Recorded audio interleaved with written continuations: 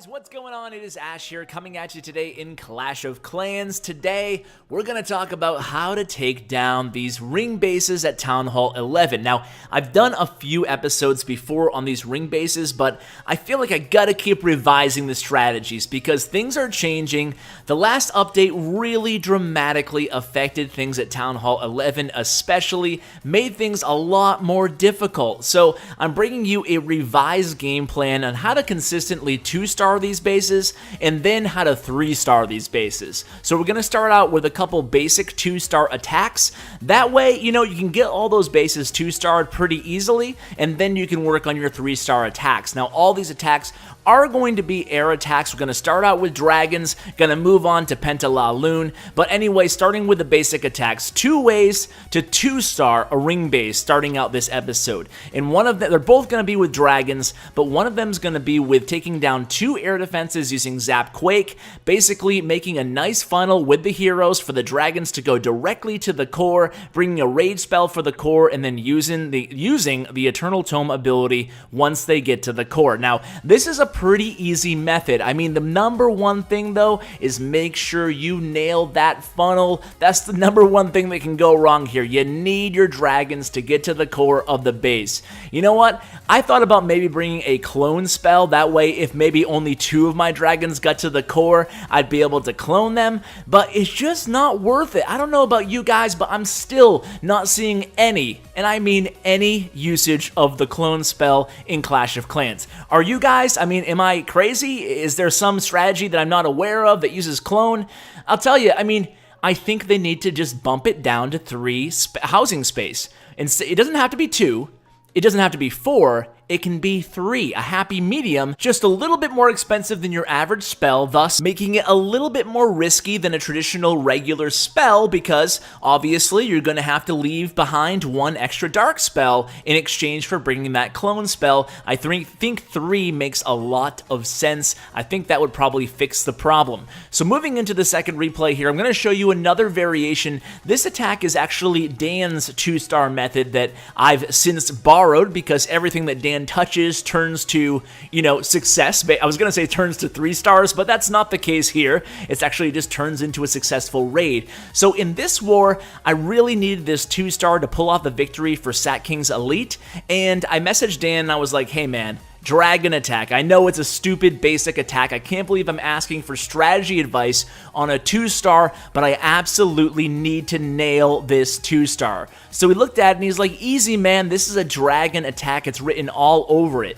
So I am going to go ahead and Zap Quake 1 of the air defenses, and then I'm going to send my heroes into that Archer Queen, taking down another air defense, and then I'll funnel all my dragons in a big clump all around 9 o'clock in the westernmost part of the base. So that's the game plan. Let's go ahead and press play and see how I did it. So again, gonna start out with the wall breakers, get my heroes in there, well, as soon as I Zap Quake that air defense. So now the northwest air defense is a non-factor, it's off the board. I still have 2 free spells. I love this spell composition here. A golem in the clan castle, gonna wait till my wizards clear out all the distracting buildings along the outside, send in the wall breakers, and entry is now open. Wanted to make sure, obviously, that wizard tower was not gonna lock onto my wall breakers there, snuck them in just at the right time there. And you'll see if we zoom on in here, I'm going to get the enemy queen down, also going to have plenty of HP and firepower there to take down that air defense. In my dragons here, I deployed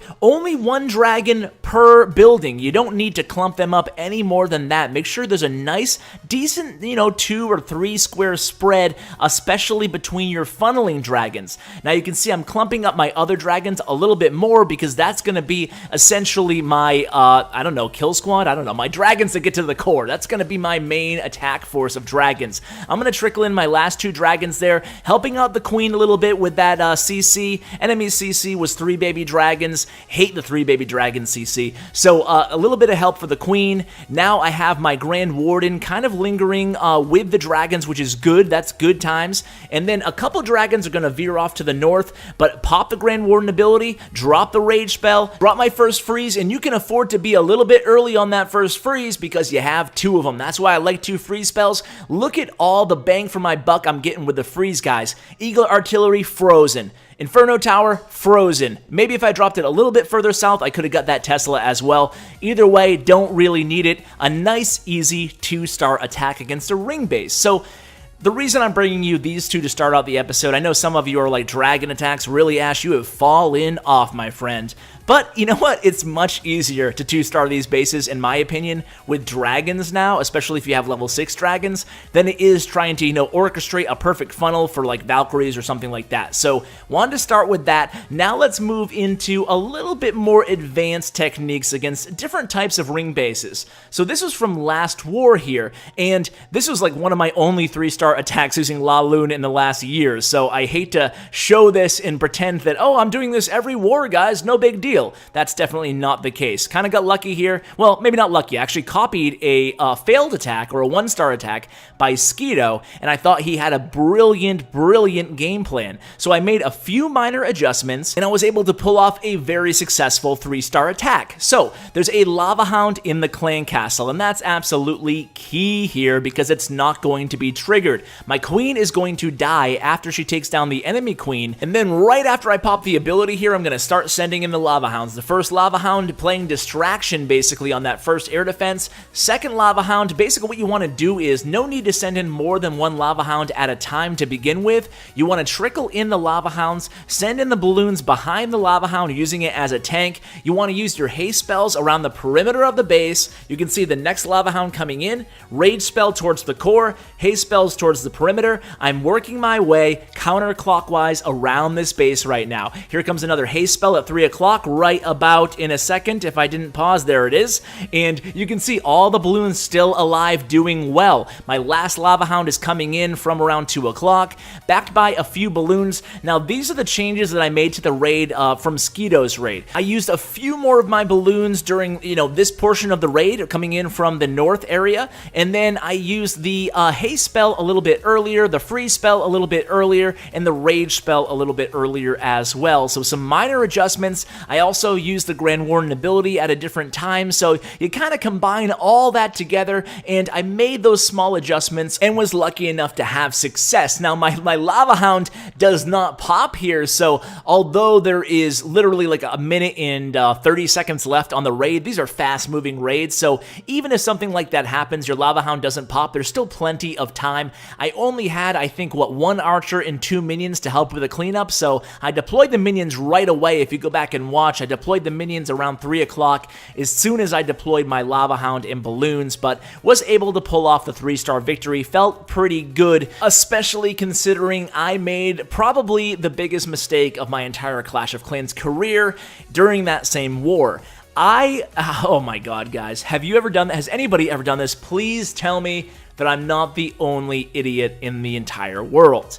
What I did was, I was all prepped to go. I had that army. I was ready to execute that raid that you guys just saw, and I accidentally clicked on the wrong base. I always usually click scout first and then attack. This time, unfortunately, me just being a real dummy went right into the attack, and I had absolutely no clue what I was going to do. You can kind of improvise with like a bowler attack or any kind of ground attack. It's not too difficult to improvise and do your best, but with a Penta La Lune, without even looking at the base, well, you know what? It takes a better player than I to have success, and I end up having a 38% 0-star before that attack. Luckily, I was able to redeem myself attacking the correct base afterwards and getting that 3-star. But anyway, I'm blabbing all over Dan's attack here. So Dan starts this attack. He's 3-starred this base on my channel probably about a half dozen times now.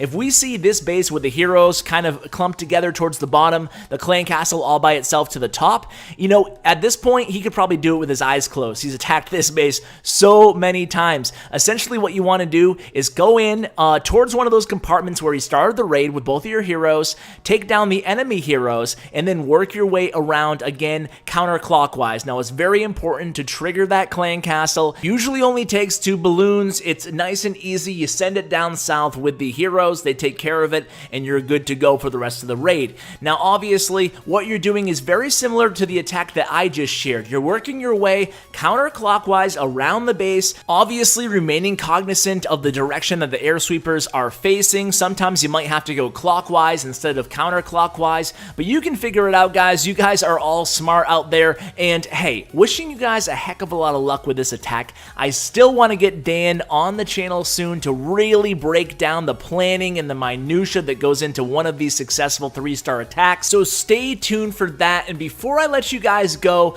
a couple more YouTube recommendations for you guys, since you guys have been so amazing on the first recommendations. You guys really visited these channels in droves, said you came from Ash, so be sure to check out Judo Sloth and Clash Attacks with Joe. They're both my alliance mates in Clash of Clans, both really genuine great guys, so be sure to check them out, show them a little bit of love. They have mostly daily uploads, all for Clash of Clans. So guys, thanks so much for watching, really means a lot to me, and as always, take care, guys.